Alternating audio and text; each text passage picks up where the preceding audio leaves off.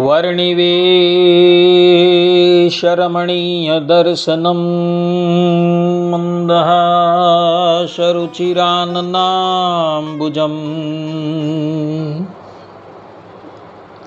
पूजितं सुरनरोत्तमैर्मुदा धर्मनन्दनमहं विचिन्तये।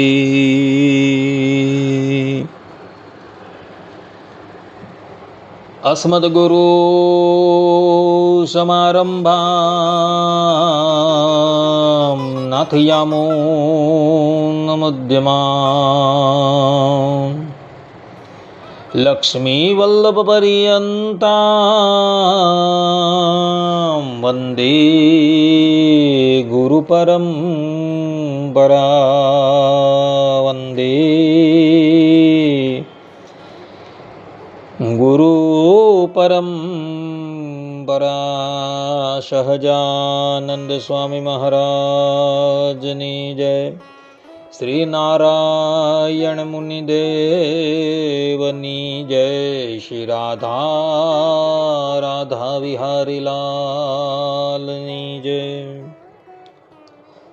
असतो मा षड्गमय तमसो मा ज्योतिर्गमय मृत्युर्मा अमृतं गमय।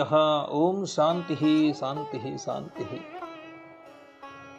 निखिल हे प्रत्यनेक कल्याणेकतान श्वेतर समस्त विष्णु विलक्षण अनंत कोटि ब्रह्मांड नायक श्रीदेवी भूदेवी नीलादेवी श्री राधा देवी ते समलंकृत सर्व अवताરના અવતારી સર્વ કારણના કારણ પરબ્રહ્મ પરમાત્મા ભગવાન શ્રી હરિની મહતી કૃપાથી આપણે બધા માનવ જીવનના સર્વોત્કૃષ્ટ લાભ એવા સત્સંગને માટે ઉપસ્થિત થયા છે. ઉપસ્થિત થનારા દરેક ભગવત ભક્તના હૃદયમાં પરોક્ષ રૂપે બિરાજમાન એ જગત કારણ તત્વ ભગવાન શ્રી હરિના ચરણાર વિંદરમાં હું સાષ્ટાંગ દંડવત પ્રણામ કરી આજની આ કથાનો શુભારંભ કરું છું.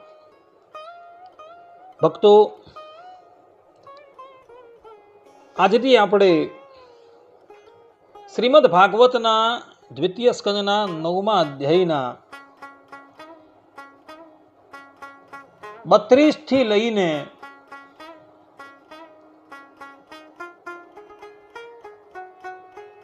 35મા શ્લોક પર્યંતમાં આવતી ચતુશ્લોકી ભાગવતની કથાનો શ્રવણ કરશું.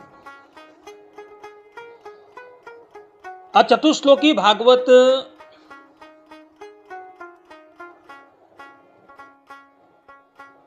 એનું પ્રાગટ્ય કેવી રીતના થયું એ સંદર્ભમાં આજ શ્રીમદ ભાગવતના દ્વિતીય સ્કંદના 9મા અધ્યાયમાં કથા આવે છે. જ્યારે વિરાટ નારાયણના નાભીમાંથી એક કમળનું પ્રાગટ્ય થયું અને એ કમળમાંથી પરમપિતા બ્રહ્મદેવનું પ્રાગટ્ય થયું. બ્રહ્મદેવનું પ્રાગટ્ય થયું. બ્રહ્મદેવ આજુબાજુ ઉપર નીચે જોવા લાગ્યા, પરંતુ એમને તે વખતે પોતા સિવાય કોઈ દેખાયું નહીં. એઓને એટલો ભાસ થયો કે હું કમળની ઉપર બિરાજમાન છું. એટલે ચોક્કસ આ કમળ ક્યાંક ને ક્યાંકથી તો પ્રગટ થયું જશે. માટે લાવ હું આ કમળનું મૂળ શોધું. અને બ્રહ્મદેવ કમળ પરથી નીચે ઉતરે છે અને કમળની દાંડીની અંદર એ ચાલવા લાગે છે. લગાત 100 વર્ષ પર્યંત એવો એ કમળને અને એની દાંડીને શોધતા શોધતા એ કમળની નાળની અંદર ચાલતા રહે છે, પરંતુ એ કમળનો પાર નથી પામતા. અંતે હારી થાકીને બ્રહ્મદેવ પુનઃ કમળ પર આવીને વિરાજમાન થઈ જાય છે. બ્રહ્માજીના મનની અંદર અતિશય ઉદ્વેગ થતો હતો.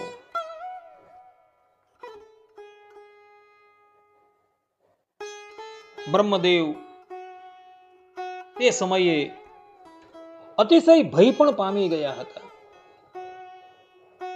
એવા સમયમાં આકાશવાણી થાય છે અને આકાશવાણી 3 વખત કહે છે, તપ તપ અને તપ. બ્રહ્માજીને આ આકાશવાણી સંભળાય છે એટલે એવો પોતાના મનને એકાગ્ર કરી એ જ કમળની ઉપર આસન જમાવીને બેસી જાય છે. કેટલાય વર્ષો પર્યંત એવો તપસ્યામાં લીન રહે છે. ત્યારે એમના હૃદય કમળને વિશે શ્રીમદ નારાયણ ભગવાનના દર્શન થાય છે અને શ્રીમદ નારાયણ ભગવાન એમને કહે છે કે બ્રહ્મદેવ, તમે ભય પામશો નહીં. અત્યારે તમે જે કમળની ઉપર બિરાજમાન છો એ કમળની નીચે જ હું સૂતેલો છું. અમારી આજ્ઞા છે કે આપ સૃષ્ટિની ઉત્પત્તિ કરો. બ્રહ્મદેવ શ્રીમદ નારાયણ ભગવાનની સ્તુતિ કરે છે અને સ્તુતિથી પ્રસન્ન થઈ શ્રીમદ નારાયણ ભગવાન એમને ચતુશ્લોકી ભાગવતનો ઉપદેશ આપે છે.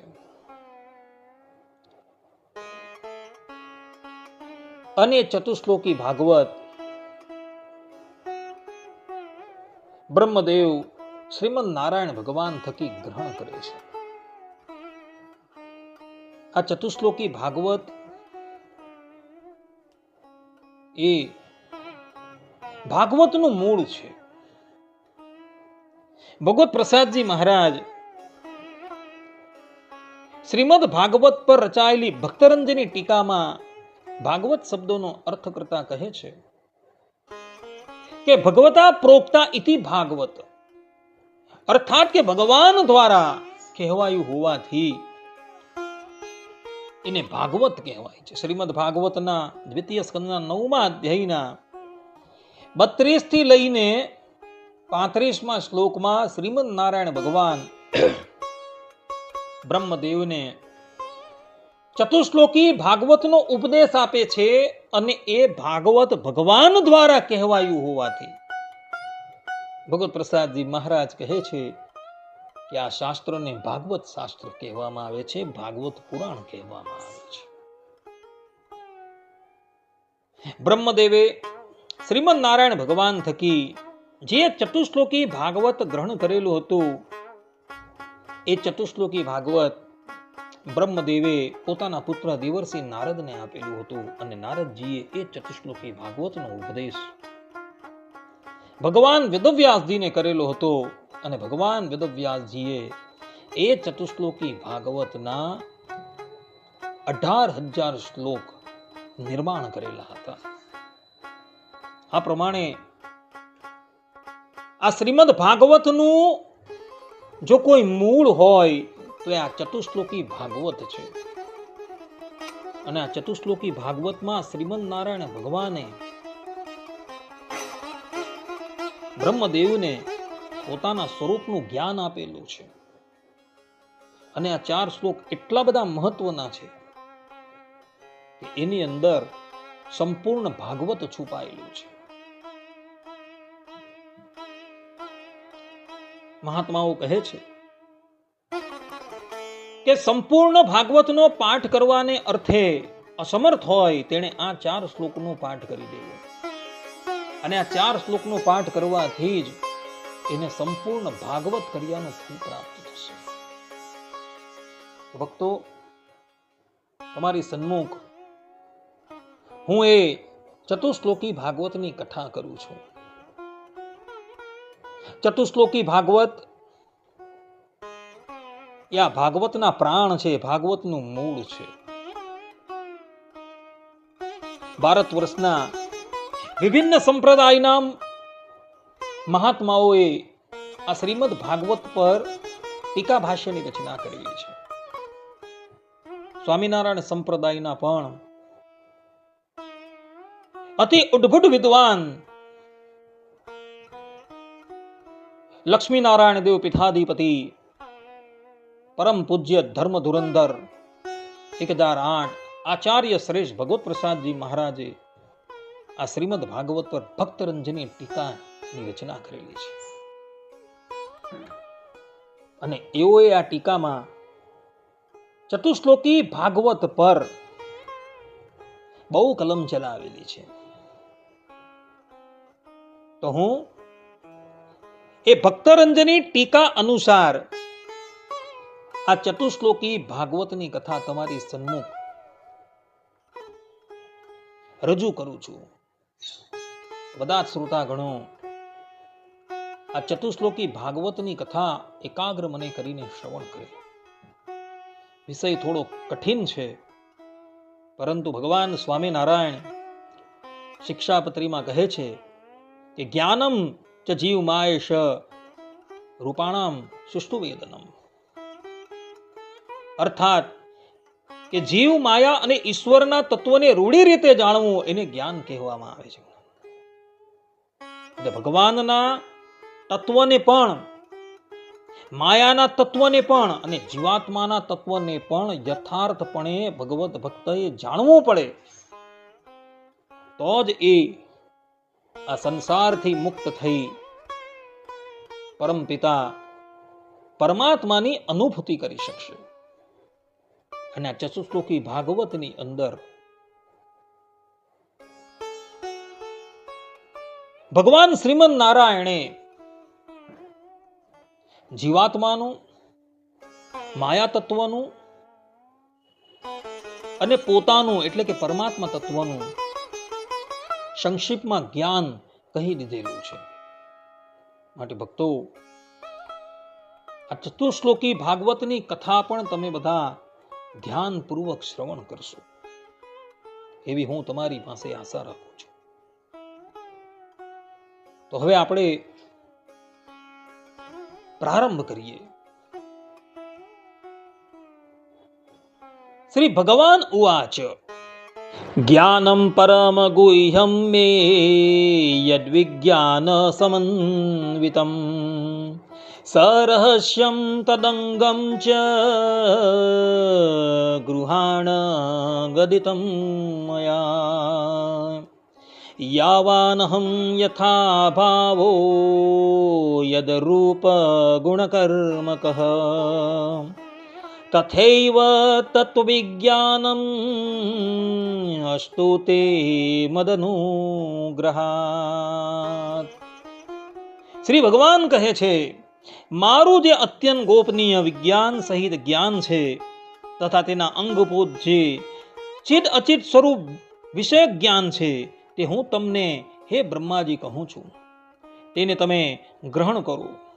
મારું જે પરિમાણ અર્થાત કે અપરિચ્છિન્ન છે, મારો જેવો સ્વભાવ છે તથા મારું જેવું રૂપ છે, જેવા ગુણો છે અને જેવા કર્મ છે, અર્થાત કે સૃષ્ટિ વગેરે કર્મો છે, તે બધા તત્વોનું મારા અનુગ્રહથી તમને યથાર્થ વિજ્ઞાન થાવ. આ પ્રમાણે શ્રીમદ નારાયણ ભગવાન બ્રહ્માજીને ચતુશ્લોકી ભાગવતનો ઉપદેશ આપવા માટે તૈયાર થયા છે.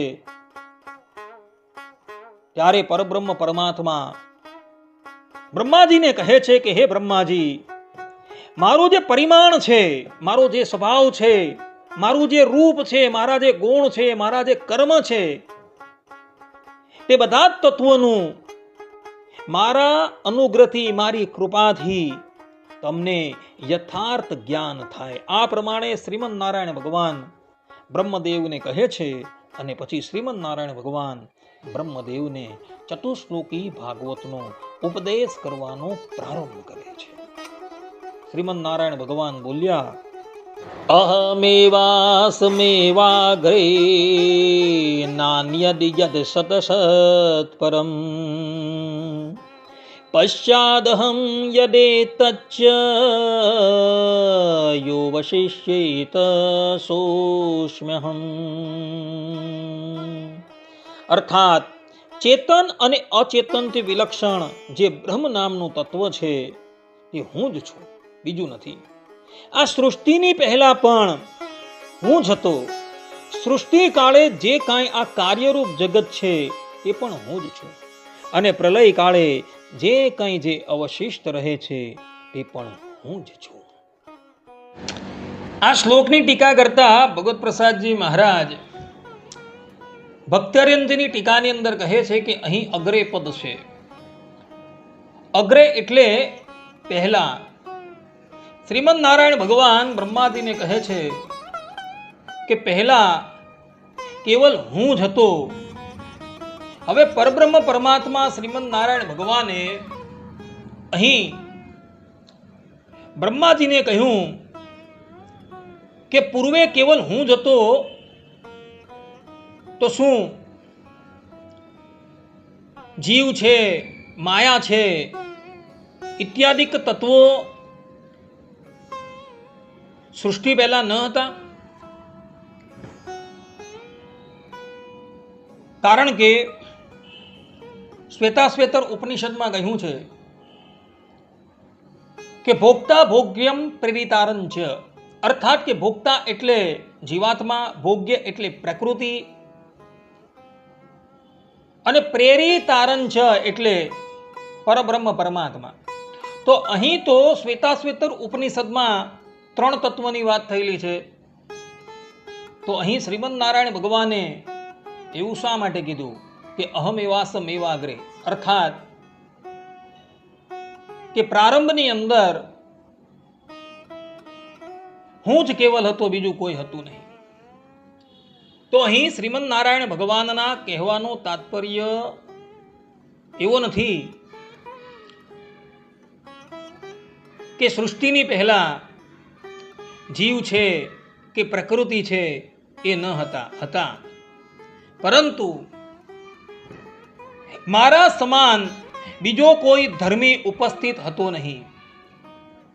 અર્થાત કે સ્વરૂપ, રૂપ અને ગુણ આ ત્રણેય કરીને મારી સમાનતા કરી શકે એવું આ જગતમાં તે સમયે કોઈ હતું નહીં. જે પ્રમાણે કોઈ એક ઘરમાં દેવદત્ત નામનો પુરુષ રહે છે અને એને જોઈને કોઈ એમ કહે કે આ ઘરમાં કેવલ એક દેવદત્ત જ રહે છે. એનો અર્થ એવો નથી કે એ ઘરમાં કેવલ દેવદત્ત જ રહે છે. દેવદત્તની સાથે એના માતા પિતા છે, એની ભગીની છે ઇત્યાદિ બધા રહે છે, પરંતુ દેવદત્ત સમાન રૂપ, સ્વરૂપ અને ગુણવાળો બીજો કોઈ રહેતો નથી. તે જ પ્રમાણે પરબ્રહ્મ પરમાત્મા શ્રીમદ નારાયણ ભગવાન અહીં બ્રહ્માજીને કહે છે કે સૃષ્ટિની પહેલા મારા સમાન બીજો કોઈ ધર્મી હતો નહીં. એ જ શ્રુતિ ભગવતી એવું કહે છે કે તદ વિષ્ણો પરમમ પદમ સદા પશ્યંતિ શૂરયઃ, અર્થાત કે એ પરમાત્માના ધામને અને એ ધામની અંદર રહેલા પરમાત્માને નિત્ય મુક્તો હંમેશા જોયા કરે છે. અહીં મૂળ શ્રુતિમાં સદા શબ્દનો પ્રયોગ કરેલો છે અને સદા શબ્દનો અર્થ થાય છે નિત્ય. અને આ પ્રમાણે કહી શ્રુતિ ભગવદી એવું પ્રતિપાદન કરે છે કે પ્રલય અવસ્થામાં ભગવાનનું ધામ પણ હતું, મુક્તો પણ હતા અને પરમાત્મા પણ હતા. પરંતુ પરબ્રહ્મ પરમાત્માની સમાનતા કરી શકે એવો ધર્મી તે વખતે કોઈ ઉપસ્થિત ન હતો. અને એટલે માટે શ્રીમદ નારાયણ ભગવાન અહીં એવું કહે છે કે અહમ એવા સમેવાગ્રે, અર્થાત કે સૃષ્ટિની પહેલા કેવલ હું જ હતો, પરંતુ મારા સિવાય આ જગતની અંદર બીજું કોઈ હતું નહીં. અગાડી શ્રીમદ નારાયણ ભગવાન કહે છે કે અહમેવા સમેવાગ્રે નાન્યત યત સદસત પરમ, અર્થાત કે તે વખતે સત પણ ન હતું અને અસત પણ ન હતું. અર્થાત કે સંપૂર્ણ સૃષ્ટિ અક્ષર બ્રહ્મના તેજમાં લીન થઈ ગઈ હતી. એટલે કે પ્રકૃતિ અક્ષર બ્રહ્મના તેજમાં લીન થઈ ગયેલી હોવાથી એ નામ છે, રૂપ છે ઇત્યાદિકના વિભાગથી રહિત હતી. અને એટલે માટે અહીં પરબ્રહ્મ પરમાત્મા શ્રીમદ નારાયણ ભગવાન એવું કહી રહ્યા છે કે નાન્યત યત સદસત પરમ, અર્થાત કે તે વખતે સત પણ ન હતું અને અસત પણ ન હતું. કારણ કે પ્રકૃતિ અક્ષર બ્રહ્મના તેજની અંદર લીન થઈ ગઈ હતી અને તે વખતે એ પ્રકૃતિના નામ છે, રૂપ છે ઇત્યાદિકનો કોઈ ભેદ હતો જ નહીં. અને એટલે માટે શ્રીમદ નારાયણ ભગવાન અહીં નાન્યત સદસદ પરમ આ પ્રમાણે કહી રહ્યા છે. આ શ્લોકના ત્રીજા ચરણમાં ભગવાન શ્રીમદ નારાયણ કહે છે કે પશ્ચાત અહમ યદે તચ્ચ, અર્થાત કે સૃષ્ટિ થવાના સમયમાં ઉત્પન્ન થયેલા તમો બ્રહ્મા તથા તમોએ રચેલ આ સમગ્ર જગત રૂપ કાર્યોનો સમૂહ તે પણ હું જ છું. અહીં શ્રીમદ નારાયણ ભગવાન એવું કહી રહ્યા છે કે હે બ્રહ્માજી, તમે જે હવે સૃષ્ટિ રચશો અને એ સૃષ્ટિમાં ઇન્દ્રાદિક દેવતા ઇત્યાદિકનું તમે નિર્માણ કરશો, તે કાર્યોનો સમૂહ પણ હું જ છું. અહીં પરબ્રહ્મ પરમાત્મા એવું કહે છે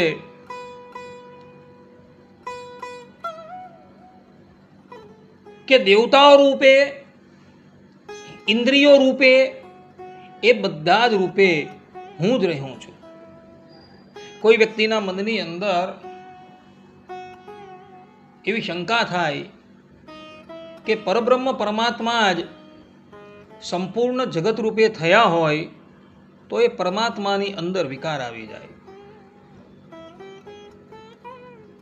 અને વિકાર આવી જાય તો વેદ ભગવાન પોતાના સ્વમુખે એ ભગવાનને નિર્વિકાર કહે છે. તેનું શું? આ પ્રમાણે કોઈ શંકા કરે તો એ શંકાનો ઉત્તર રામાનુજાચાર્ય આદિક આચાર્યોએ બહુ સુંદર આપેલો છે કે પરબ્રહ્મ પરમાત્મા શ્રીમદ નારાયણ ભગવાન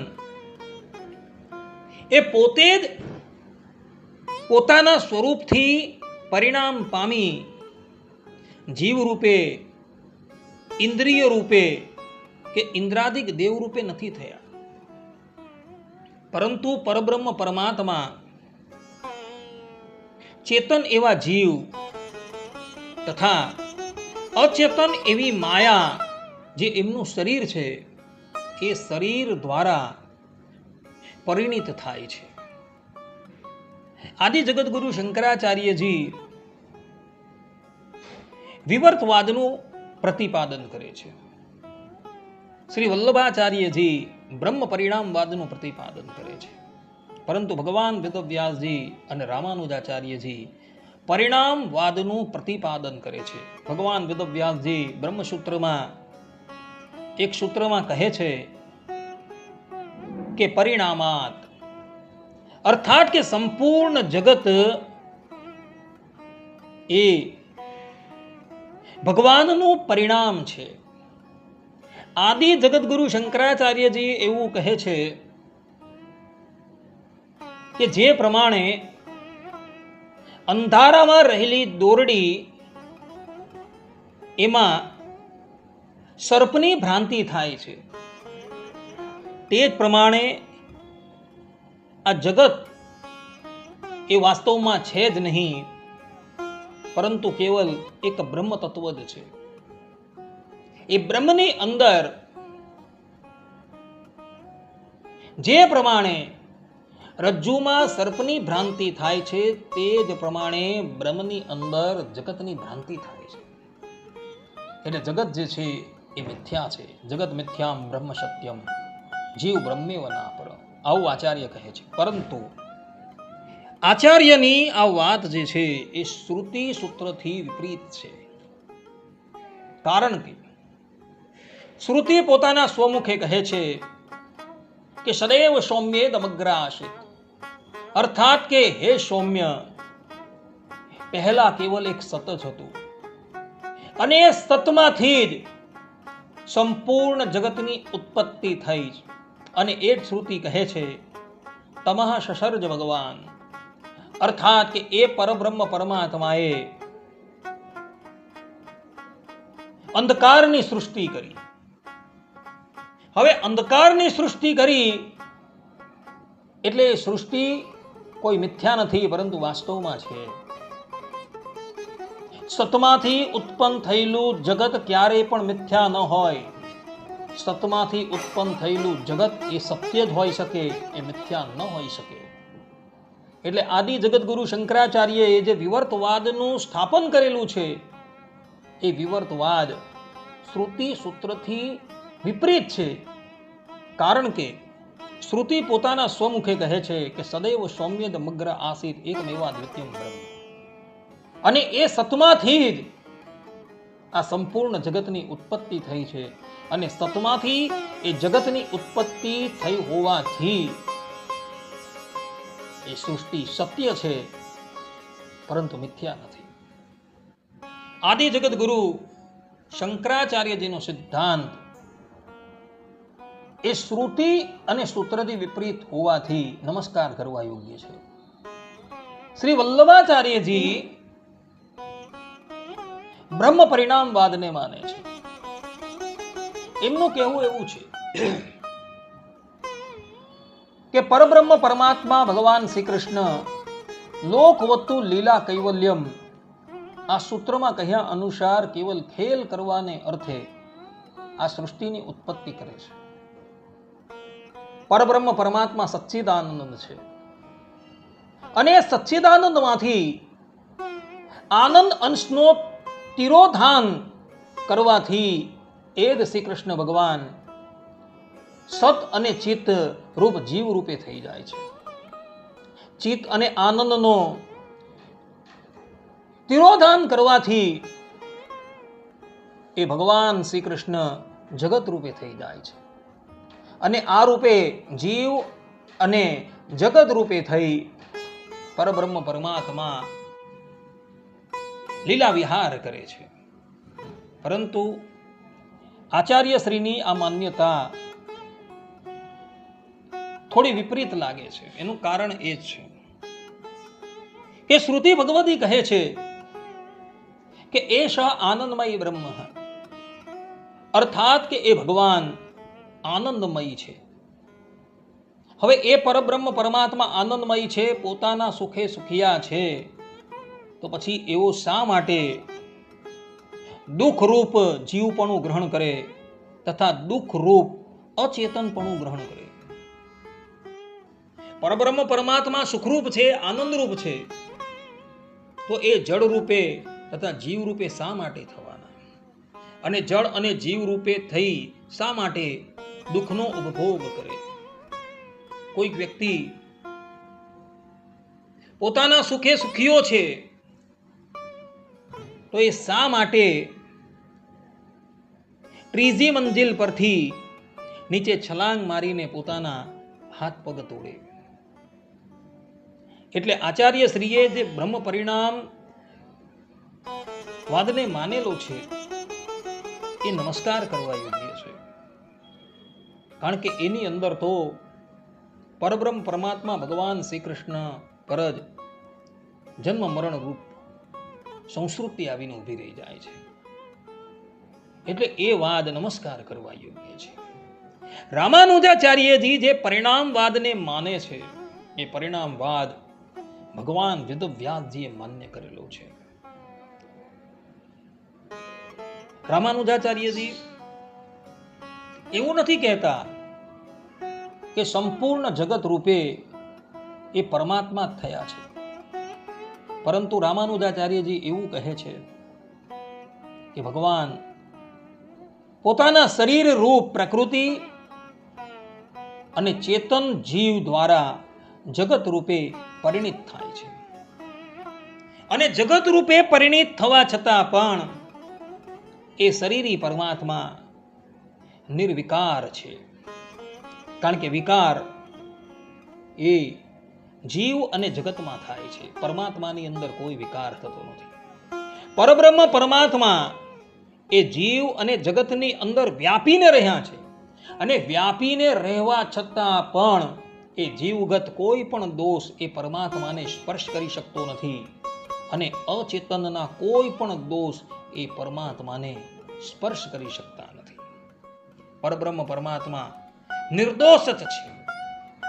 શરીર રૂપી ઘરની અંદર રહેવા છતાં પણ પરબ્રહ્મ પરમાત્મા નિર્દોષ છે. જે પ્રમાણે કરોડિયો વિહાર કરવાની ઈચ્છાથી પોતાના મુખમાંથી લાળ કાઢી એ લાળની અંદર વિહાર કરે છે.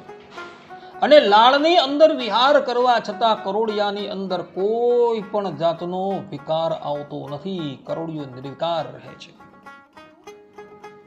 વિકાર કેવલ લાળની અંદર આવે છે. તે જ પ્રમાણે પરબ્રહ્મ પરમાત્મા પોતાના શરીર દ્વારા પરિણિત થાય છે, છતાં પરમાત્માની અંદર કોઈ પણ જાતનો વિકાર થતો નથી. એટલે પરબ્રહ્મ પરમાત્મા શ્રીમદ નારાયણ અહીં બ્રહ્માજીને કહે છે કે સૃષ્ટિ થવાના સમયમાં ઉત્પન્ન થયેલા તમો બ્રહ્મા તથા તમોએ રચેલ આ સમગ્ર જગત રૂપ કાર્યનો સમૂહ તે પણ હું જ છું. અર્થાત તે બધું મારું શરીર છે. અને મારું શરીર હોવાથી એ રૂપે હું જ રહેલો છું. એ શરીર રૂપે હું રહેવા છતાં પણ મને એ શરીરનો કોઈ પણ વિકાર સ્પર્શ થતો નથી. જીવાત્મા છે એ પોતાના ધર્મભૂત જ્ઞાનથી વિકાર પામે છે. પ્રકૃતિ પોતાના સ્વરૂપથી વિકાર પામે છે. જીવાત્મા પોતાના સ્વરૂપથી વિકાર નથી પામતો, એ ધર્મભૂત જ્ઞાનથી વિકાર પામે છે. પ્રકૃતિ પોતાના સ્વરૂપથી પરિણિત થઈ જાય છે. જે પ્રમાણે માટી છે, એ માટી ઘડા રૂપે પરિણિત થઈ જાય છે, તો એના સ્વરૂપની અંદર વિકાર છે. પરંતુ પરબ્રહ્મ પરમાત્મા શ્રીમદ નારાયણ નિર્વિકાર છે. એનું ધર્મભૂત જ્ઞાન પણ અનંત કોટી અંડોની અંદર વ્યાપીને રહેલું છે. એટલે ધર્મભૂત જ્ઞાનથી પણ એ વિકાર પામતા નથી અને પોતાના સ્વરૂપથી પણ વિકાર નથી પામતા. વલ્લભાચાર્યજી એવું કહે છે કે પરબ્રહ્મ પરમાત્મા પોતાના સ્વરૂપથી વિકાર પામી જાય છે. અને સ્વરૂપથી વિકાર પામવા છતાં પરબ્રહ્મ પરમાત્મા નિર્વિકાર રહે છે. પરંતુ એમની આ વાત નમસ્કાર કરવા યોગ્ય છે. પરબ્રહ્મ પરમાત્મા સ્વરૂપથી જો વિકાર પામતા હોય અને જીવ રૂપે અને જગત રૂપે થતા હોય તો પરબ્રહ્મ પરમાત્માની અંદર વિકાર થવાનો ને થવાનો જ. એ નિર્વિકાર ક્યારેય પણ રહી ન શકે. રામાનુજાચાર્યજી કહે છે કે પરબ્રહ્મ પરમાત્મા ધર્મભૂત જ્ઞાનથી કે સ્વરૂપથી ક્યારેય પણ વિકાર પામતા નથી. એ નિર્વિકાર જ રહે છે. વિકાર કેવલ એમના શરીરની અંદર થાય છે. અને શરીર રૂપે પણ એ પરબ્રહ્મ પરમાત્મા રહેલા હોવાથી શ્રીમદ નારાયણ ભગવાન અહીં બ્રહ્માજીને એવું કહી રહ્યા છે કે તમોએ રચેલ આ સમગ્ર જગત રૂપ કાર્યોનો સમૂહ એ પણ હું જ છું. આ પ્રમાણે ભગવાન બ્રહ્માજીને કહી રહ્યા છે. આ શ્લોકના અંતિમ ચરણમાં શ્રીમદ નારાયણ ભગવાન કહે છે કે યો અવશિષ્યેત સોસ્મ્યહમ, અર્થાત કે પ્રલય સમયમાં સંહારના પામતા જે વસ્તુ અવશેષ રહે છે તે પણ હું જ છું. અર્થાત કે પ્રલય થઈ ગયા પછી પણ સૂક્ષ્મ ચિદ અચિત શરીરથી વિશિષ્ટ અને દિવ્ય મુક્તોએ સિવાયેલો હું દિવ્ય મૂર્તિમાન થકો મારા અક્ષરધામની વિશે રહેલો જ છું. કેટલાક દાર્શનિકકારો એવું કહે છે કે જ્યારે આત્યંતિક પ્રલય થાય છે ત્યારે સંપૂર્ણ જગતની સાથે પરમાત્માનું ધામ છે, સ્વયં પરમાત્મા પણ છે. એ જે પ્રમાણે પાણીમાંથી બરફ બને છે અને બરફ જે પ્રમાણે પીગળી જાય છે, તે જ પ્રમાણે પરબ્રહ્મ પરમાત્મા એનું ધામ એ બધા જ પુનઃ સાકારમાંથી નિરાકાર થઈ જાય છે.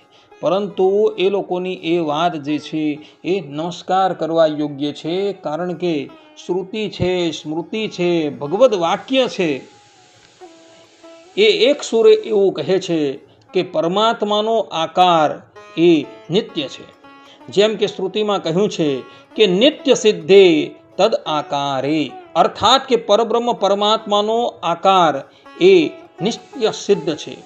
નાસ્તિ વિષ્ણુ પરમ તત્વમ તસ્ય કાલાત પરાત તનુઃ, અર્થાત કે પરબ્રહ્મ પરમાત્મા શ્રીમદ નારાયણ ભગવાન સિવાય અન્ય કોઈ પણ પરમ તત્વ છે જ નહીં, અને તેમનો જે વિગ્રહ જે છે એ કાળથી પણ પર છે. સદૈક રૂપ રૂપાય, ભગવાનના એક નામને વર્ણવતા મહર્ષિઓ કહે છે કે સદૈક રૂપ રૂપાય, અર્થાત કે પરબ્રહ્મ પરમાત્માનું રૂપ હંમેશા રહે છે, રહે છે ને રહે છે. શ્રુતિ ભગવદી એવું પણ કહે છે કે તદ વિષ્ણુ પરમમ પદમ સદા પશ્યંતિ શૂરય, અર્થાત કે ભગવાન વિષ્ણુના એ પરમ પદને અને એ પરમ પદમાં રહેલા એ પરમાત્માને નિત્ય મુક્તો હંમેશા નિહાળ્યા જ કરે છે. આ પ્રમાણે શ્રુતિ અને સ્મૃતિમાં સ્પષ્ટ રૂપે એવું પ્રતિપાદન કરેલું છે કે પ્રલય અવસ્થામાં પણ બીજી બધી જ વસ્તુઓ એ અક્ષર બ્રહ્મના તેજમાં લીન થઈ જાય છે, પરંતુ પરબ્રહ્મ પરમાત્મા એ કાળથી પણ પર છે અને માયાથી પણ પર હોવાથી એમનો દિવ્ય વિગ્રહ અક્ષરધામની અંદર રહે છે, રહે છે ને રહે છે. ભગવાન સ્વામિનારાયણ પણ પોતાના વચનામૃતોમાં એ જ વાત કહી રહ્યા છે. ગદડા પ્રથમના 66મા વચનામૃતમાં ભગવાન સ્વામિનારાયણ કહે છે કે ભગવાન તો નિત્ય દિવ્ય મૂર્તિ છે. લોયાના 18મા વચનામૃતમાં ભગવાન કહે છે કે ભગવાનનું અનાદિનું રૂપ છે. અંત્યના 36મા વચનામૃતમાં ભગવાન શ્રી હરિ કહે છે કે બ્રહ્મ જ્યોતિના સમૂહને વિશે અનાદિ સાકાર સમજવા. ગદડા અંત્યના 38મા વચનામૃતમાં પણ ભગવાન શ્રી હરિ કહે છે કે માયાના કાર્યમાંથી ઉત્પન્ન થયા જે આકાર માત્ર એ સર્વે મિથ્યા છે, કેમ જે એ સર્વે કાળે કરીને નાશ પામે છે, અને અક્ષરધામને વિશે જે ભગવાનનો આકાર છે તે સત્ય છે, અર્થાત કે ક્યારેય પણ એ નાશ નથી પામતો. આ પ્રમાણે પરબ્રહ્મ પરમાત્મા પ્રલય અવસ્થામાં પણ નિત્ય રહે છે અને રહે જ છે, એવું શ્રુતિ સ્મૃતિ અને ભગવત વાક્યો દ્વારા સિદ્ધ થઈ જાય છે. આ આખા શ્લોકનો તાત્પર્યાર્થ બતાવતા ભગવત પ્રસાદજી મહારાજ ભક્તરંજની ટીકાની અંદર કહે છે કે જે પ્રકૃતિ પુરુષથી વિલક્ષણ અને તે પ્રકૃતિ પુરુષ રૂપ શરીરથી વિશિષ્ટ તથા સર્વ શક્તિથી યુક્ત અને સર્વેશ્વર જે હું છું તે જ હું સૃષ્ટિની પહેલા નામ રૂપના વિભાગથી રહિત સૂક્ષ્મ પ્રકૃતિ પુરુષ રૂપ શરીરથી વિશિષ્ટ તથા સૃષ્ટિ સમયમાં નામ રૂપના વિભાગ સહિત સ્થૂળ પ્રકૃતિ પુરુષ રૂપ શરીરથી વિશિષ્ટ અને સૃષ્ટિના સંહાર સમયે પણ નાશ પામેલા છે નામ રૂપ જેના એવા પ્રકૃતિ પુરુષ રૂપ શરીરથી વિશિષ્ટ હું એક જ હતો. આ પ્રમાણે કારણ અવસ્થામાં નામ રૂપના વિભાગથી રહિત સૂક્ષ્મ પ્રકૃતિ પુરુષ રૂપ શરીર વિશિષ્ટપણાથી રહેલો અને કાર્ય અવસ્થામાં નામ રૂપના વિભાગ સહિત સ્થૂળ પ્રકૃતિ પુરુષ રૂપ શરીર વિશિષ્ટપણાથી રહેલો પરમાત્મા જે હું તે મને આ મારા શરીરભૂત જે ચૈતન્ય તેનું અજ્ઞાનપણું, દુઃખીપણું તથા કર્માધીનપણું એ આદિક વિકારોથી સંસર્ગ ન હોવાને લીધે મને જે જળ ચૈતન્યથી વિલક્ષણપણું છે એ ક્યારેય પણ નાશ ન પામતા હંમેશા રહે જ છે. અને જીવાત્માને તો પોતાના શરીરમાં રહેલું બાળપણું, યુવાપણું, વૃદ્ધપણું એ આદિક વિકારોથી તે દેહોની અહમમતીને લીધે સારી રીતે સંસર્ગ હોવાથી જ્યાં સુધી મોક્ષ નથી થતો ત્યાં સુધી તે દેહની સંગાઠે અવિલક્ષણપણું રહે છે. આ પ્રમાણે મને કાર્યપણું તથા કારણપણું તે મારા પોતાના શરીરભૂત પ્રકૃતિ પુરુષ દ્વારા પ્રાપ્ત થયેલું છે એમ જાણ. અહીં પરબ્રહ્મ પરમાત્મા શ્રીમદ નારાયણે આ શ્લોકની અંદર જે પણ કંઈક વાત કહેલી છે એનો આખો અભિપ્રાય ભગવત પ્રસાદજી મહારાજે આ પ્રમાણે લખેલો જોવા મળે છે. કહેવાનું તાત્પર્ય એ છે કે પરબ્રહ્મ પરમાત્મા શ્રીમદ નારાયણ કારણ અવસ્થામાં પણ સૂક્ષ્મ ચિત્ત અચિતથી વિશિષ્ટતા અર્થાત કે એના નિયંતા હતા અને કાર્ય અવસ્થામાં પણ એ પરબ્રહ્મ પરમાત્મા ચિત્ત અચિતથી વિશિષ્ટ છે અર્થાત કે એના નિયંતા છે. ચિત્ત એવા જીવાત્માની અંદર જે પણ કંઈક દોષ છે એ દોષ પરબ્રહ્મ પરમાત્માને ક્યારેય પણ સ્પર્શ કરતા નથી. પરબ્રહ્મ પરમાત્મા એ જીવાત્માની અંદર પણ રહેલા છે અને જીવાત્માની અંદર જે પણ કંઈક દોષનો ગંધ છે એ દોષનો ગંધ પરમાત્માને સ્પર્શ કરી શકતો નથી. તે જ પ્રમાણે પરબ્રહ્મ પરમાત્મા માયાની અંદર એના ધારક પણ રહેલા છે અને ધારક પણ રહેલા હોવા છતાં માયા સ્વરૂપથી વિકાર પામે છે, પરંતુ પરબ્રહ્મ પરમાત્મા તો એના વિકારથી હંમેશા રહિત છે. માયાનો કોઈ પણ વિકાર એ પરમાત્માને સ્પર્શ કરી શકતો નથી. એટલે કારણ અવસ્થામાં એ પરબ્રહ્મ પરમાત્મા સૂક્ષ્મ ચિદાચિદ વિશિષ્ટ હતા અને કાર્ય અવસ્થામાં પણ પરમાત્મા સ્થૂલ ચિદાચિદ વિશિષ્ટ છે જ. અને પછી જ્યારે પુનઃ આ સંપૂર્ણ જગતનો પ્રલય થઈ જાય છે ત્યારે પણ એ પરબ્રહ્મ પરમાત્મા ચિત્ત અચિતથી વિશિષ્ટ જ પોતાના ધામની અંદર સાકાર મૂર્તિ થકા બિરાજમાન છે એવું આ શ્લોકની અંદર શ્રીમદ નારાયણ ભગવાનનું કહેવું છે. આ પ્રમાણે ભક્તો ચતુશ્લોકી ભાગવતના પ્રથમ શ્લોકની વ્યાખ્યા મેં તમારી સન્મુખ પૂર્ણ કરી છે. હવે આપણે ચતુશ્લોકી ભાગવતના દ્વિતીય શ્લોકની વ્યાખ્યા શ્રવણ કરીએ. તો ચતુશ્લોકી ભાગવતના દ્વિતીય શ્લોકમાં શ્રીમદ નારાયણ ભગવાન કહે છે કે રૂતે અર્થમ યત પ્રતીયેત ન પ્રતીયેત ચ આત્મની તદ્વિદ્ય આત્મનો માયામ યથા ભાષો યથા તમઃ. અર્થાત કે પ્રકૃતિના અનુસંધાને કેવળ તેમાં જ જણાતી જે અચેતન વસ્તુ છે તે ચિત્ત તત્વ વિના સર્વદા જડદ છે, તે ચૈતન્ય નથી. આત્મ સ્વરૂપના અનુસંધાને આત્મામાં કેવલ ચિત્ત તત્વની પ્રતીતિ કરતા તેમાં અચિત તત્વ પણ જણાય છે. તેમાં જે ચિત્ત સ્વરૂપ વસ્તુ છે તે સર્વદા ચેતનવત જ છે અને જે અચિત સ્વરૂપ વસ્તુ છે તે સર્વદા જડદ છે. આ રીતે તે બંનેમાં જે અચિત છે તેને મારી માયા જાણવી. આ રીતે ચિત્ત તત્વ પ્રકાશ સ્વરૂપ છે અને અચિત તત્વ અપ્રકાશ સ્વરૂપ છે. એમ તે બંનેમાં વિલક્ષણતા છે.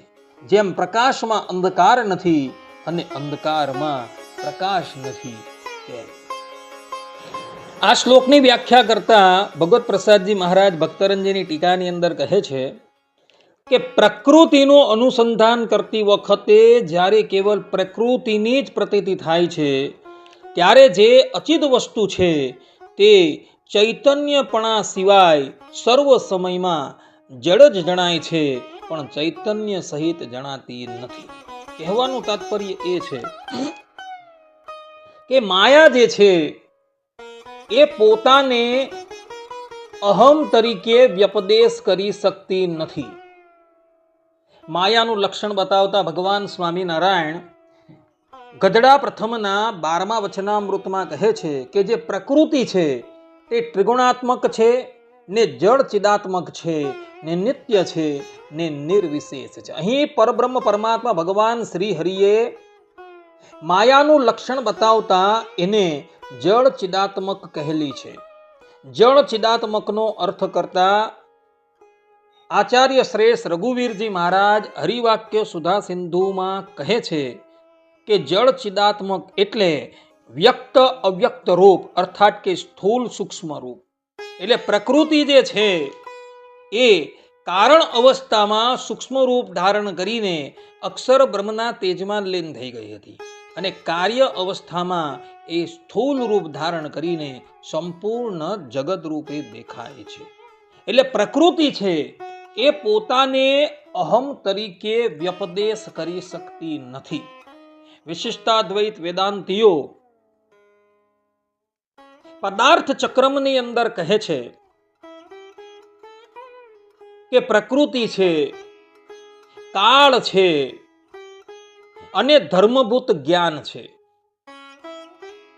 આ ત્રણ જણા પોતાને અહમ તરીકે વ્યપદેશ કરી શકતા નથી. જ્યારે જીવ છે અને ઈશ્વર છે એ પોતાને અહમ તરીકે વ્યપદેશ કરી શકે છે, એટલે માટે એને પ્રત્યક કહેવામાં આવે છે. અને કાળ છે, ધર્મભૂત જ્ઞાન છે અને પ્રકૃતિ છે જે પોતાને અહમ તરીકે વ્યપદેશ કરી શકતી નથી, એટલે એને પરાક કહેવામાં આવે છે.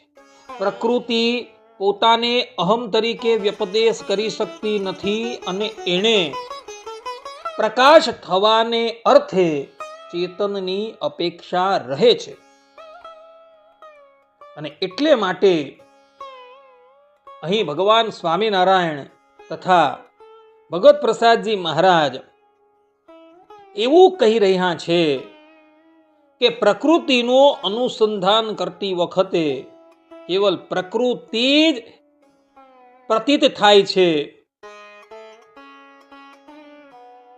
અને એ પ્રકૃતિ ચૈતન્યપણા સિવાય કેવલ જળ જ જણાય છે, પરંતુ ચૈતન્ય સહિત જણાતી નથી. એનું કારણ કે પ્રકૃતિ પોતાને અહમ તરીકે વ્યપદેશ કરી શકતી નથી. અગાડી ભગવત પ્રસાદજી મહારાજ કહે છે, અને આત્મા સ્વરૂપનું અનુસંધાન કરતી વખતે કેવળ ચૈતન્ય સ્વરૂપની જ્યારે પ્રતીતિ થાય છે, ત્યારે તો જે ચૈતન્યપણું છે તથા જળપણું એ બંને જણાય છે, પણ કેવલ ચૈતન્યપણું જણાતું નથી. તેમાં જે ચિત્ત સ્વરૂપ વસ્તુ છે તે તો હંમેશા ચૈતન્યવાળી છે, અને જે અચિત સ્વરૂપ વસ્તુ છે તે તો જડ છે. આમ થતાં ચિત્ત અચિતના મધ્યે અચિત એટલે જળ છે, તે મારી માયા છે એમ જાણો. ભગવત પ્રસાદજી મહારાજ કહે છે કે જ્યારે આત્માનું અનુસંધાન કરીએ છીએ ત્યારે કેવલ ચૈતન્ય સ્વરૂપની જ જ્યારે પ્રતીતિ થાય છે, ત્યારે તો જે ચૈતન્યપણું છે તથા જળપણું એ બંને જણાય છે. જ્યારે આત્માનું અનુસંધાન કરીએ છીએ ત્યારે આત્મા પણ ભાસમાન થાય છે અને પ્રકૃતિ પણ ભાસમાન થાય છે. કારણ એ છે કે જીવ અને ઈશ્વર એ પોતાને અહમ તરીકે વ્યપદેશ કરી શકે છે, અને પ્રકૃતિ પોતાને અહમ તરીકે વ્યપદેશ કરી શકતી નથી. અને આત્માનું અનુસંધાન કરીએ ત્યારે આત્મા ચૈતન્ય જણાય છે, અને એની સાથે પ્રકૃતિ એ જળ જણાય છે. અને આ રીતે ચિત્ત અને અચિતના મધ્યે જે અચિત તત્વ જે જળ છે તે મારી માયા છે, એટલે કે એ અચિત તત્વ ભગવાનની પ્રકૃતિ છે. અને આ પ્રકૃતિ પણ સ્વતંત્ર નથી, પરંતુ એ પ્રકૃતિ પણ પરબ્રહ્મ પરમાત્માને આધીન છે. જેમ કે શ્રીમદ ભગવદ્ ગીતામાં ભગવાન શ્રી કૃષ્ણ અર્જુનજીને કહે છે કે દૈવી યેષા ગુણમયી મમ માયા દુરત્યયા, અર્થાત કે દેવ એવા મારી જે આ ત્રિગુણાત્મક માયા છે એ માયા તરવી ઘણી કઠિન છે. સત્સંગી જીવનમાં ભગવાન સ્વામિનારાયણ પોતાના સ્વમુખે માયાનું સ્વરૂપ વર્ણવતા કહે છે કે જન્મ ક્ષેત્રમ તુ જીવાનામ અનાદિ ચિત જડાત્મિકા તમોમયી હરે શક્તિ કાર્ય કારણ રૂપિણી. આ પ્રમાણે કહી ભગવાન સ્વામિનારાયણ એવું કહી રહ્યા છે કે માયા જે છે એ ભગવાનની શક્તિ છે અને એ પરબ્રહ્મ પરમાત્માને આધીન છે. સાંખ્યવાદીઓ એવું કહે છે કે માયા જે છે એ સ્વતંત્ર છે અને પુરુષ જે છે એ પણ સ્વતંત્ર છે. પુરુષનો કોઈ પણ અધિકાર માયા પર ચાલતો નથી. માયા જે છે એ પોતાની જાતે જ ઉપાદાન થાય છે અને સંપૂર્ણ જગત રૂપે થાય છે. પરંતુ એ લોકોનો આ મત જે છે એ સંપૂર્ણપણે વિપરીત છે. કારણ કે માયા એ જડ ચિદાત્મિકા છે. જડ વસ્તુ એ સ્વયં પોતાની મેળે ક્યારેય પણ ઉપાદાન થતું નથી. એને ઉપાદાન કરવાને અર્થે કોઈ ચેતન વ્યક્તિની જરૂર પડે. જે પ્રમાણે માટી છે, એ માટીને ઘટ તરીકે નિર્માણ કરવાને અર્થે ચેતન કુલાલની જરૂર પડે છે. તે જ પ્રમાણે માયાને પણ જગત રૂપે પરિણિત કરવાને અર્થે પરબ્રહ્મ પરમાત્માની જરૂર પડે છે. અર્થાત કે ચેતન એવા પરબ્રહ્મ પરમાત્માની જરૂર પડે છે. એટલે સાંખ્ય મત જે પ્રકૃતિને સ્વતંત્ર કહે છે એ મત શાસ્ત્રની વિપરીત હોવાથી માનવા યોગ્ય રહેતું નથી. પ્રકૃતિ જડ છે, પરંતુ જડ હોવા છતાં એ પરબ્રહ્મ પરમાત્માની શક્તિ છે અને શક્તિથી શક્તિમાન ક્યારેય પણ પૃથક રહી શકતા નથી.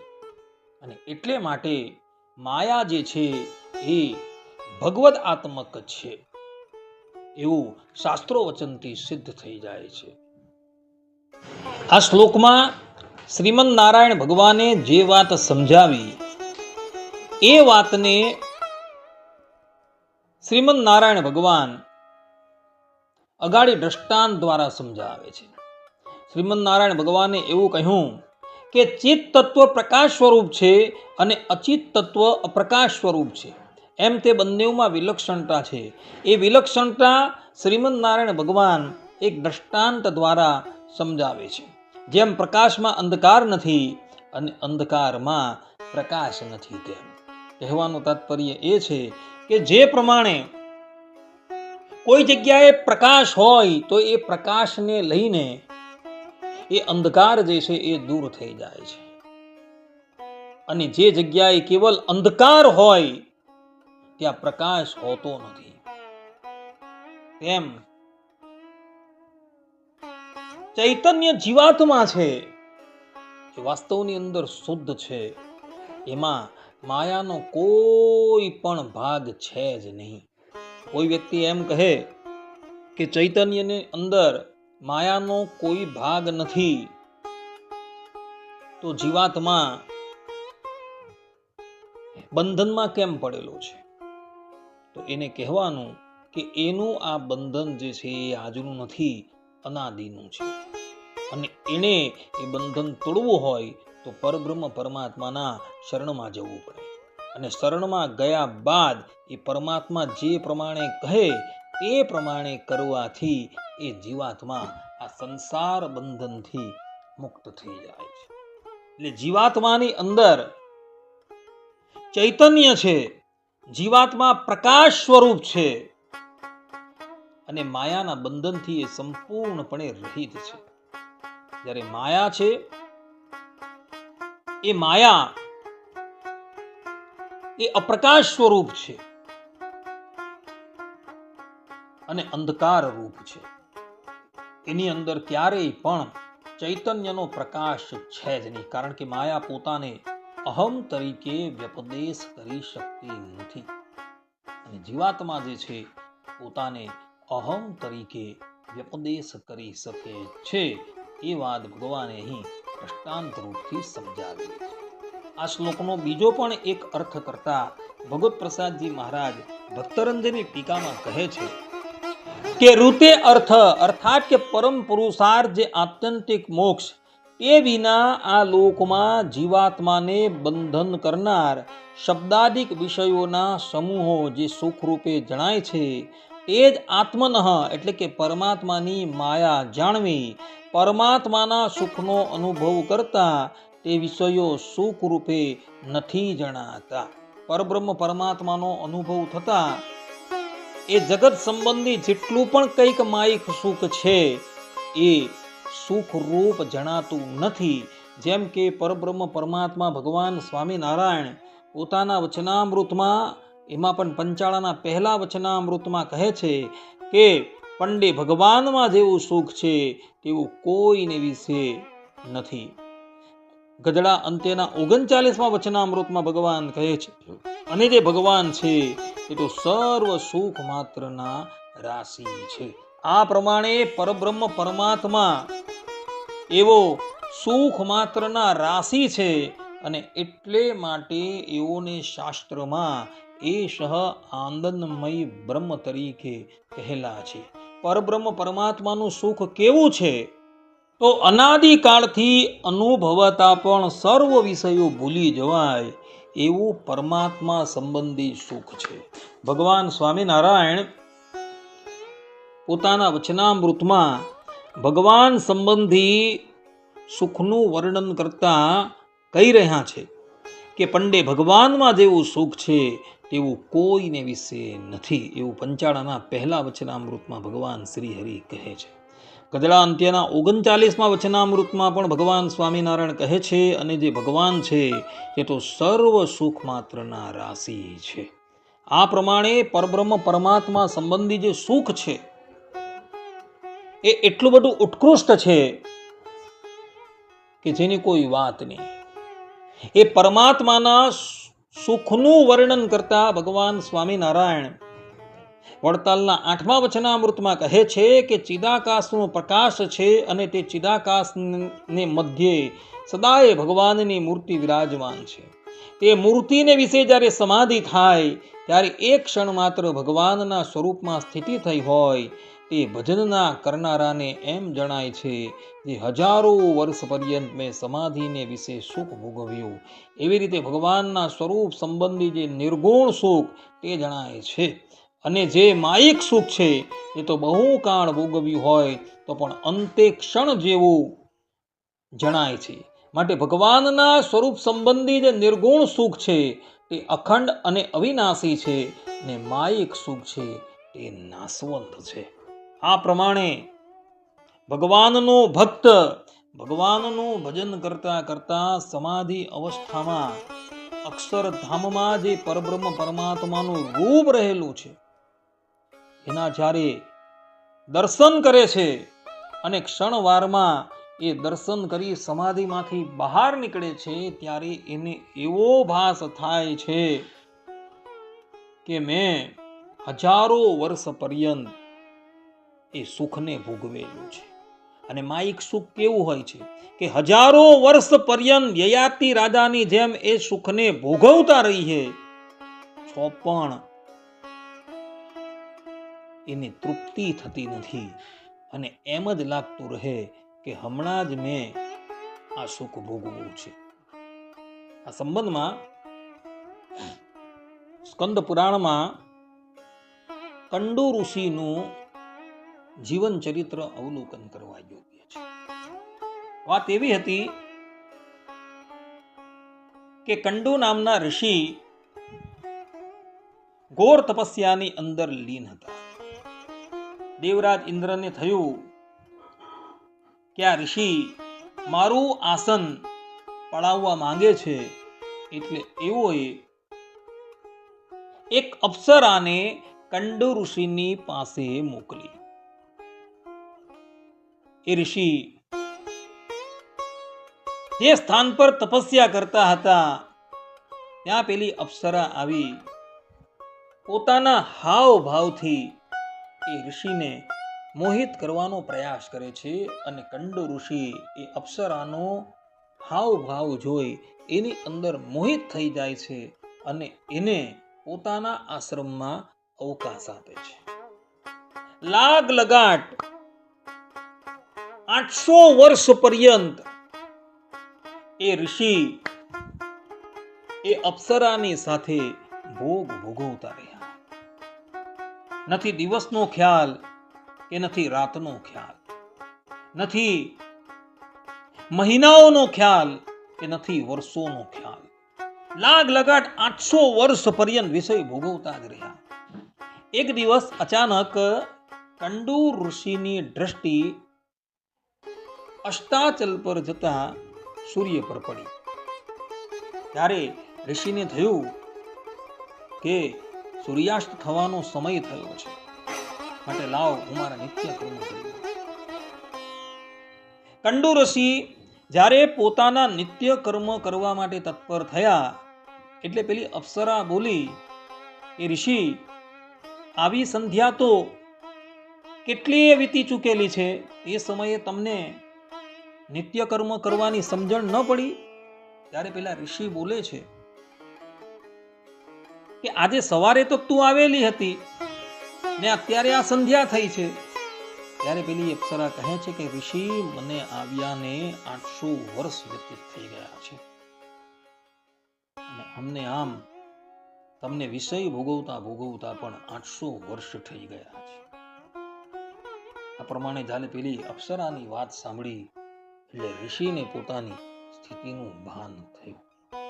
એટલે ઋષિએ હજારો વર્ષ પર્યંત, સદીઓ પર્યંત વિષય ભોગવ્યા છતાં પણ એમને એ વિષય ભોગવવાથી તૃપ્તિ ન થઈ. એમને એવું લાગ્યું કે અમે હજુ તો થોડા સમય જ આ વિષયનો ઉપભોગ કરેલો છે. તો ભક્તો, પરમાત્મા સંબંધી જે સુખ છે એ નિર્ગુણ છે, અખંડ છે અને અવિનાશી છે. અને માયિક સુખ છે એ નાશવંત છે અને ક્ષણિક છે. માટે ભગવાનના ભક્તોએ માયિક સુખમાંથી, માયિક પંચ વિષયમાંથી પોતાની વૃત્તિને એક બાજુ કરી ભગવાનની અંદર એ વૃત્તિઓને લગાવવાની છે. ભગવત પ્રસાદજી મહારાજ આ વાતને એક દ્રષ્ટાંત દ્વારા સમજાવે છે કે જેમ 9 ગ્રહોમાં રાહુ પણ એક ગ્રહ છે છતાં પણ દેખાતો નથી, તેવી જ રીતે એ પરમાત્માનું સુખ સત્ય છે છતાં પણ માયાના આવરણને લીધે પોતાને તે સુખનું જ્ઞાન ન હોવાથી જણાતું નથી. જીવાત્માની ઉપર અનાદિ કાળથી એ માયાનું આવરણ એવું તો ચોંટીને રહેલું છે જેથી કરીને જીવાત્માને પરમાત્માના સુખ સંબંધી કોઈ પણ અનુભવ થતો નથી. એ પરબ્રહ્મ પરમાત્મા અંગુષ્ઠ માત્ર પુરુષ મધ્યે આત્માની તિષ્ઠતી, અર્થાત કે અંગૂઠા જેટલા જ સ્વરૂપને ધારણ કરી એ પરમાત્મા ભગવત ભક્તોના તથા મનુષ્યના હૃદયની અંદર વિરાજમાન છે. છતાં પણ જે પ્રમાણે 9 ગ્રહોમાં રહેલો રાહુ એ કોઈને દેખાતો નથી, તે જ પ્રમાણે પરબ્રહ્મ પરમાત્મા આ હૃદયની અંદર જ વિરાજમાન છે. અને પરબ્રહ્મ પરમાત્માની અંદર જેવું સુખ છે એવું માઈ કોઈ વિષયની અંદર સુખ છે જ નહીં. છતાં પણ એ જીવાત્મા અજ્ઞાનવશ એ પરમાત્મા સન્મુખ, અર્થાત કે પોતાના આત્માની અંદર રહેલા સુખના નિધિ એવા પરમાત્માની સન્મુખ દ્રષ્ટિ કરવાને બદલે સુખ મેળવવાને અર્થે બહાર જ વલખા મારતો હોય છે. અને આજ એનું અજ્ઞાન છે એવું શ્રીમદ નારાયણ ભગવાન અહીં કહી રહ્યા છે. આ પ્રમાણે ભક્તો, જે લોકોએ ભગવાન સંબંધી સુખનો અનુભવ કરવો હોય એણે માયિક પંચ વિષયમાંથી પોતાની વૃત્તિને હટાવી પોતાના હૃદયની અંદર જે એ પરમ તત્વ બિરાજમાન છે, જે સુખના નિધિ છે, એવા એ પરમાત્મા તરફ દ્રષ્ટિ કરવી જોઈએ. અને એ પરમાત્મા તરફ જો દ્રષ્ટિ કરવામાં આવે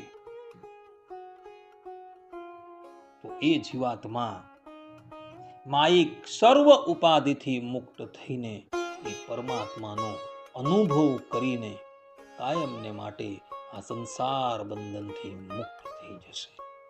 આ પ્રમાણે ભક્તો ભક્તરંજની ટીકાની અંદર ભગવત પ્રસાદજી મહારાજે આ શ્લોકની આ પ્રમાણેની વ્યાખ્યા કરેલી છે. આમ ચતુશ્લોકી ભાગવતમાં અહીં દ્વિતીય શ્લોકની વ્યાખ્યા હું પૂર્ણ કરું છું અને સાથે સાથે હું કથાને પણ અહીં વિરામ આપું છું. હવે પછીની ચતુશ્લોકી ભાગવતની કથામાં આપણે બધા ચતુશ્લોકી ભાગવતના ત્રીજા અને ચોથા શ્લોકની વ્યાખ્યા શ્રવણ કરશું. ત્યાર લગીન બધા જ ભગવદ ભક્તોને હેતપૂર્વક જય સ્વામિનારાયણ. સર્વે સંતુ નિરામયઃ, સર્વે સુખીનો ભવંતુ, સર્વભદ્રાણિ પશ્યન્તુ, મા કશ્ચિદ દુઃખ ભાગ ભવેત. અસ્તુ. જય સ્વામિનારાયણ. શ્રીપતિમ શ્રીધરમ સર્વદેવેશ્વરમ ભક્તિધર્માત્મજમ વાસુદેવમ હરે માધવમ કેશવમ કામદમ કારણમ શ્રી સ્વામિનારાયણમ નીલકંઠમ ભજે સહજાનંદ સ્વામી મહારાજની જય. બધા જ ભગવત ભક્તોને હેતપૂર્વક જય સ્વામિનારાયણ. જય શ્રી કૃષ્ણ. જય શ્રી રામ.